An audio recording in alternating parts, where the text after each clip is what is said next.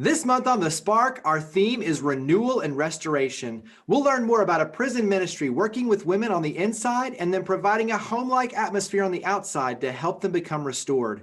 An all-volunteer organization providing emergency food assistance to residents of DeSoto County, and a company partnering with local nonprofit recovery programs to empower survivors and provide community through creating hand-poured artisan candles. We'll also share a special moment from our Spark Awards 2019. Lipscomb and Pitts Insurance is honored to serve the Memphis community for over 60 years. We've always focused on supporting our community and believe in promoting the positives, encouraging engagement, and leading by example. Lipscomb and Pitts Insurance is proud to be a presenting sponsor of The Spark.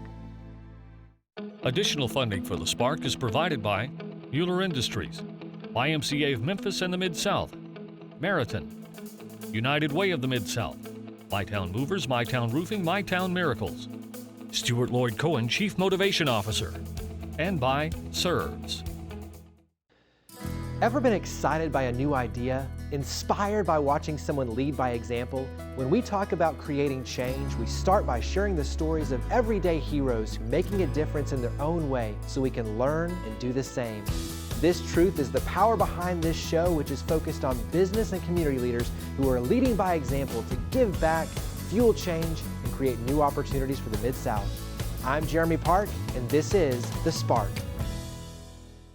They're a prison ministry working with women on the inside and the outside. We are here with Linda Lee White. She is the founder and executive director for Women Ablaze Ministries. And let's start out, give us a little bit of a history lesson, especially with you being the founder for Women Ablaze Ministries. Hi, I started in prison ministry in the early 90s, and then in the late 90s actually started at Mark Luttrell as the leader at my church, and saw the need for housing. So we had a group of volunteers that saw the same vision, and we started looking for a house, and in 2001 purchased a home, and that started it all.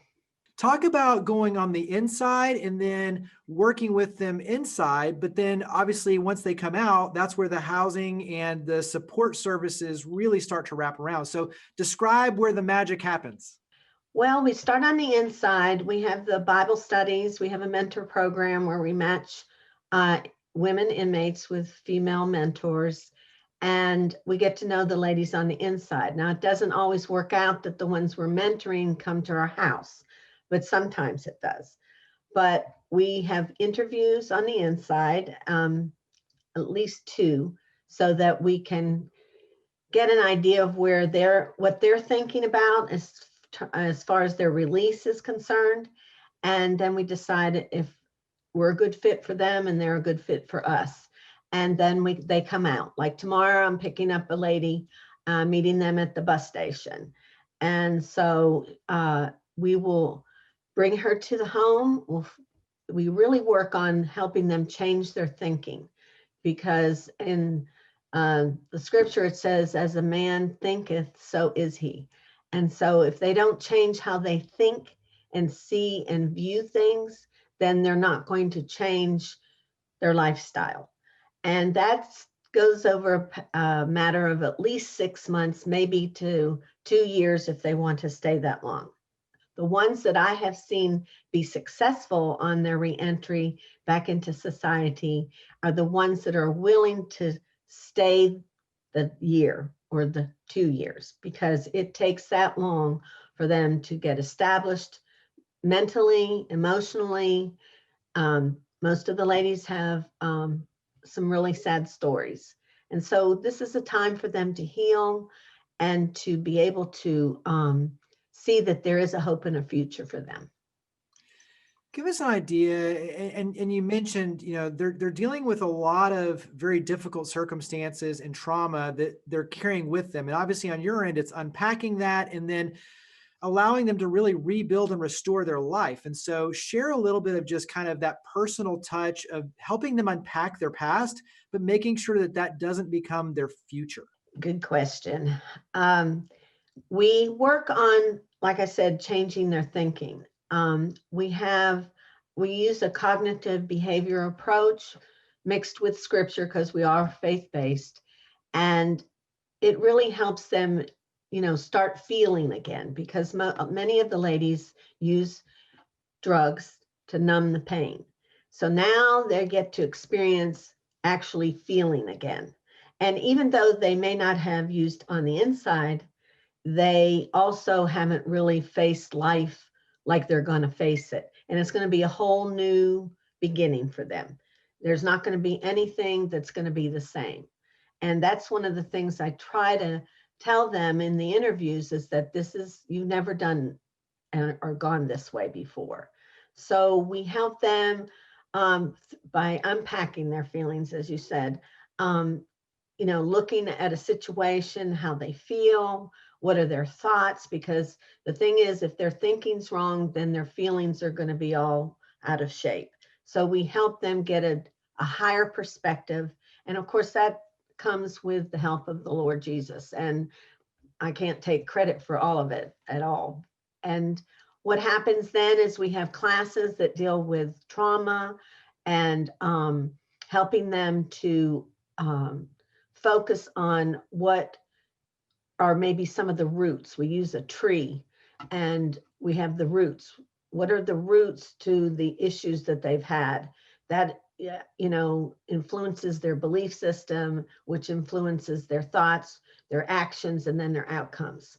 And so this is a process. What's something that you want everyone to know about the women who you work with? So there's a lot of inspiring stories, but what's something you want the public to know about the women that you're working with?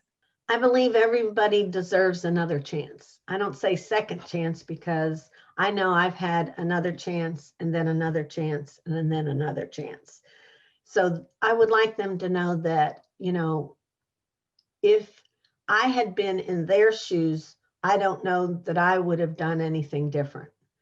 And I want people to know that if you saw them, you would say, oh, they're not any different than I am. That they are individuals who, if given the chance, can be very successful. I believe that they'll be some of the best employees, because they know what it is not to have a job. And so they are really cherish the opportunity to have a good job in life and a career. Where do we go to learn more and to get involved with Women Ablaze Ministries? We have a website. It's www.womenablazeministries.org. Our phone number is 901-372-2783. I'm Linda White, and you can leave me a message and I will call you back. Well, Linda, I greatly appreciate all you and your team do. Thank you so much for coming on the show. Thank you.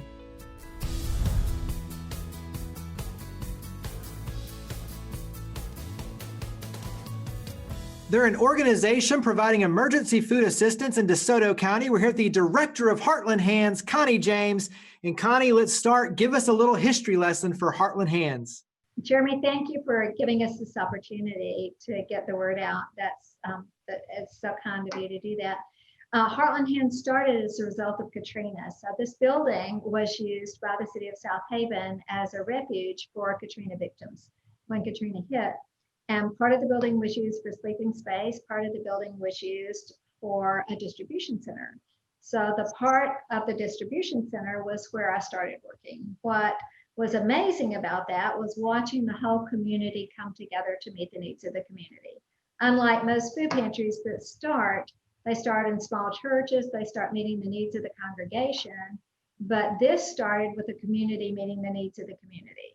So that's how we got our volunteer base, which is an interesting story in itself. Well, talk about volunteerism, because you are a volunteer-led and volunteer-powered organization. So dive in deep on the volunteerism. Well, that was, of course, Katrina hit about 14, 15 years ago, and we've been operating ever since, and we've never had any paid staff. So we've operated solely on volunteers. We started with 4 volunteers. When the food pantry went behind the church, is what they did when Katrina shut down. The area that was used for Katrina shut down, the church took over and they let us have the back space, the little corner in the back. And we have 4 volunteers and 10 clients at the time. Right now, we're running about 60 volunteers a day, and we have about 600 clients, anywhere from 500 to 600 clients, in addition to all the other things that we're doing. Walk us through the process, because you are helping to make sure that food does not go to waste. You are packing and stocking the warehouse, so to speak, and you're organizing all the logistics. So walk us through kind of a typical day in the life of Heartland Hands. Oh my gosh. Yeah, well, we have 3 levels of service, Jeremy, and that's really important to us. We started, again, just like all food pantries, just meeting the needs of the people in our community. And we service primarily South Haven and Horn Lake. We do that because there are other food pantries in DeSoto County, and we don't want to step on their toes. So while we all work together to meet the needs of DeSoto County, our primary focus area is South Haven and Horn Lake. But because we've grown and grown and grown, we can serve anyone in the state of Mississippi. So we're good there. So we have small areas, Eudora, Lake Hummeront, Byhalia, things like that don't have food pantries. So we can serve any of those. So we're meeting the needs of our clients. That's where the 500 to 600 people come from. But then we started reaching out to other nonprofits. I'm a nonprofit person. I love them. So House of Grace, Precious and Pink, Leah's House, different Project Package for our troops, Pregnancy Care Center. All of those agencies have needs. Okay, if we can meet the food needs or the hygiene needs of those agencies, then they can take that money and do what they do better. And that's what we want to do. We want to embrace our whole community. So we reached out to these nonprofits and said, if we provide you with the food, then what would you do with that extra money? And they said we would hire more counselors, we would take in more people. We could do what we do better if we didn't have to spend so much money on the food to feed them. So we said, fine, we'll take care of the food, and you do what you do better. So that just worked beautifully. I mean, because they were able to take in more people, and they were able to do the Pregnancy Care Center gets the diapers and gets the baby food that we get in, and Search and Rescue gets the Gatorade and the water and the protein bars. So we started reaching out to agencies like this. So what can we do to help y'all? And then we reached out to smaller food pantries like Coldwater and Tunica, and now we're serving about 22 other food pantries all across North Mississippi, and we're able to help those food pantries. So several of them were dependent on the churches. For instance, Hernando was dependent on the churches in their area to provide the food for their food pantry. Well, when the churches shut down during the COVID, there was no food, and yet the need was greater. So you've got a greater need and no food. And so Roxanne called me and said, is there anything you can do? And I said, absolutely, you come down here and shop.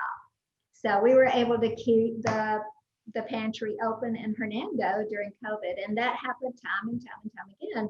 So many of them were dependent on agencies or restaurants that had closed to provide food for them, or primarily churches. And when the churches weren't meeting anymore, then the food was no longer available. So we were blessed to be able to help keep all these pantries going.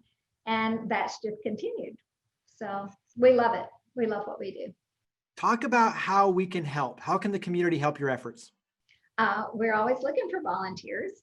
Because of the way we started, there is not a church that supports us. There is not an organization that supports us. We love Community Foundation. They have been just wonderful, and especially during COVID, because they've called and said, okay, we're going to help you with the masks. We're going to help you with the disinfectants, because COVID we were an essential service. COVID didn't shut us down. As a matter of fact, it wrapped up during COVID. We had a lot more that we needed to do and a lot more we needed to get out. And yet we were having to do it on about half of our volunteers. Because most of our volunteers are senior citizens, many of them were compromised and felt uncomfortable coming back. And so we cut our volunteer staff in half and upped our services. So that was a little difficult, but several of the churches stepped up, and Community Foundation, again, has just been wonderful to say, what do you need? And The volunteers that couldn't come to work went home and made our mask. So the mask I'm wearing today is one that the volunteers made that couldn't come to work. So even though they weren't working here, they were still working at home. So we have amazing, amazing volunteers, just amazing from all walks of life. So it's been fun. Talk about your website. Where do we go to learn more, to raise our hand, to get involved? www.heartlandhands.org. Well, Connie, thank you for all you and your team do. Greatly appreciate it. Thank you for coming on the show. You're welcome. Thank you.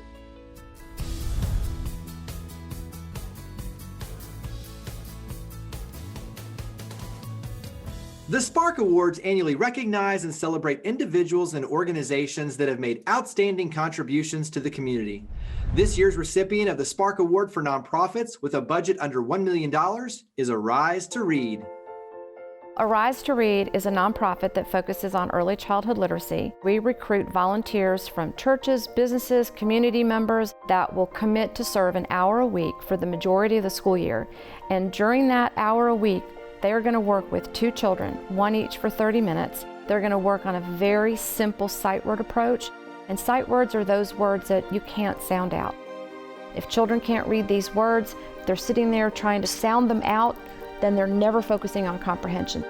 And when children can read these words, it builds their reading fluency, which improves their reading comprehension, and we can help support sending them on to 3rd grade so that they can leave 3rd grade reading proficiently. We supported over 1,200 children last year in Shelby County schools and 3 schools in the Achievement School District, and only 19% of them were on sight word grade level.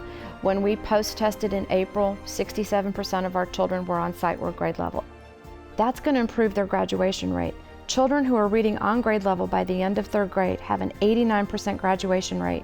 75% of crimes across the United States are committed by high school dropouts. So when we're preparing children to be successful after high school, then that means we reduce crime. We provide Memphis with a more educated workforce, we can attract more businesses, we can spend more money in the Memphis community and make it a more vibrant and safe community for all of us. We had over 1,200 volunteers last year serving the children, and the latest statistics that we had prior to me coming on board last year is that 86% of our volunteers keep coming back.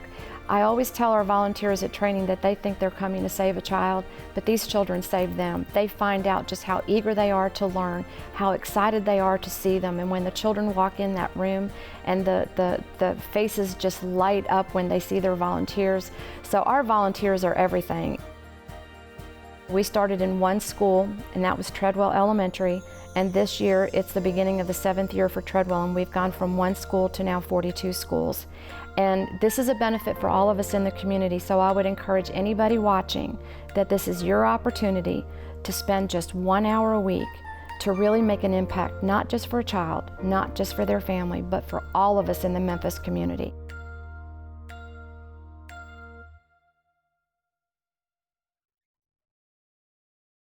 They're a company providing a literal light for women to help them out of darkness. We're here with the owner and founder of Renew All Candle, Lee Howard. And Lee, let's start with some background. Give us some background of starting Renew All Candle.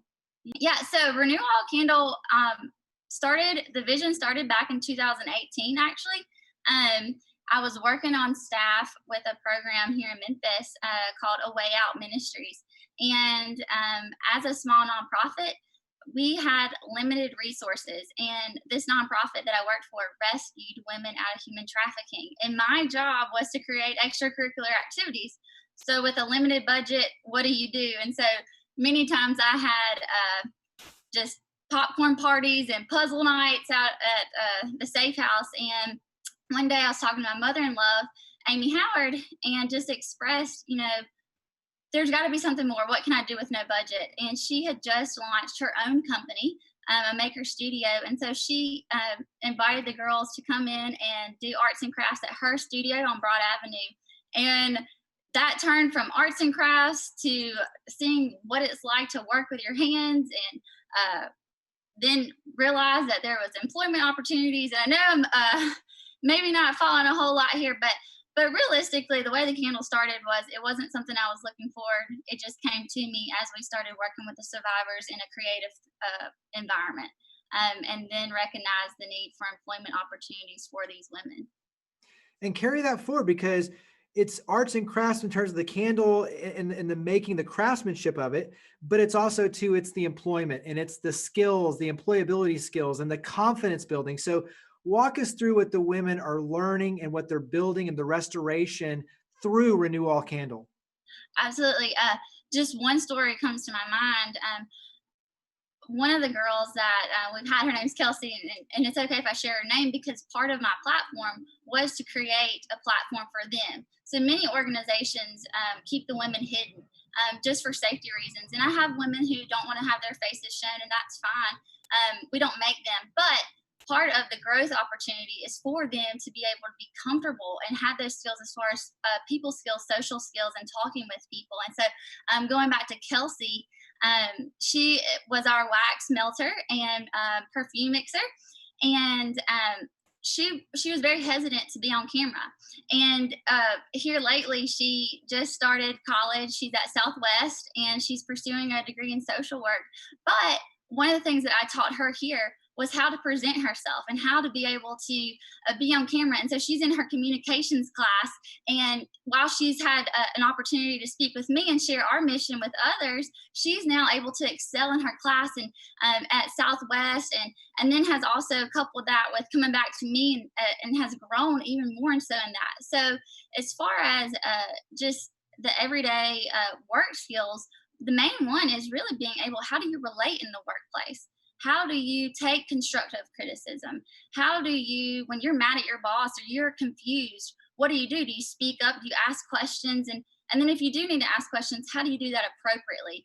And to be quite honest, when the women first come here, they don't really know how to ask those questions appropriately. And it looks a lot different. And so that's one of the things that I allow them to do, is to have a safe place to learn and to grow, and to be able to ask questions. And then whenever mess ups happen, whenever their emotions kind of get the best of them, as with any of us, because I've definitely had my days, we're able to process through those things and allow them to just kind of work through those and get those skills in a practical way. So the candles tell a story. So tell a story about the candles. One of the things about our candles is, while they're all natural soy wax candles and they're beautiful, and you might can see behind me on the shelf, we have stocked here. Each candle comes with a card signed by the woman who made it.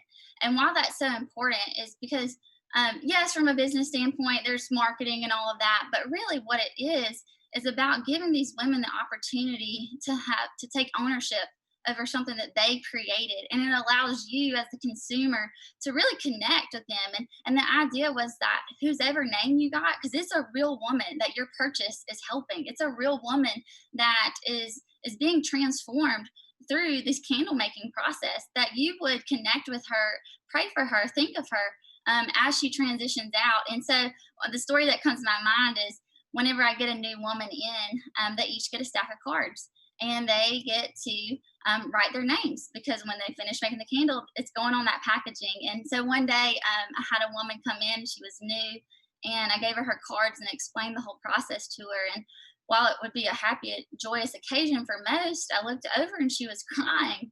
And I thought I'd said something wrong or wasn't sure what I'd done. And when I asked her what was going on, and she just said, "You mean somebody wants something with my name on it? Something so beautiful that someone would want something with my name on it." And that changed the way that I began to look at things, not just from a business standpoint, but truly the healing process that was for her to begin recognizing, begin seeing that she had value and that she could do something with her hands, and that was clean, that was good, and create something beautiful, that it wasn't just about her body anymore, that she had value, she had purpose, and that other people would then value her and want to support her through buying her candles. And so that was just a transformation process, that's just one of the many things that I get to see on a daily basis. So obviously the holidays, gift giving, really easy way to support your efforts, but talk about where we can buy the candles. How can we support your effort? Yes. Okay. So we're online, renewallcandle.com, and that's ALL. So it was very important to me because it's all about all of us doing it together. So renewallcandle.com, you can purchase online or visit some of our partner retailers here online. We've got a store locator, you can look them up, but just Palladio Antiques, Sweet Lala's Bakery, the Truffle Pig in Collierville, Stock and Bale downtown. There's several of them. You can look online. We've got a store locator, like I said, and right now we're getting ready to launch our holiday Christmas candle. It's going to be coming in chestnut and clove and pomegranate and fig. Just 8 different fragrances that we have in our line. Just beautiful candles that we would love to be able to sell you for Christmas, to use them as gifts. So. Well, Lee, greatly appreciate all you and your team do. Thank you for coming on the show. Absolutely. Thank you so much.